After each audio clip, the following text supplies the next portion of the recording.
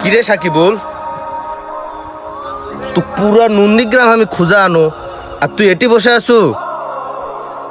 7 দিনের কথা কয়ে তুই টাকা লিলু, 1 মাস পার করলো, আমার টাকা তুই কতদিন দিব ক? আরাফাত দোস্ত, আমার কাছে এখন টাকা নেই, কিছুদিন সময় দাও, আমি খুব বিপদে আছি। বিপদ সব গ্যালারি থাকে, আজকে যদি আমাকে টাকা না দিস আমি এর থেকে যাবো না, তোকেও যাবার দেবো না। ট্যাকার সাথে কোনো বন্ধুত্ব নাই হে। কি আরাফাত, কি হয়েছে দোস্ত? আরে দোস্ত 7 দিনের কথা কয়ে টাকা লিছে, 1 মাস পার করছে, আসল টাকা দেয় না, লাভের টাকাও দেয় না।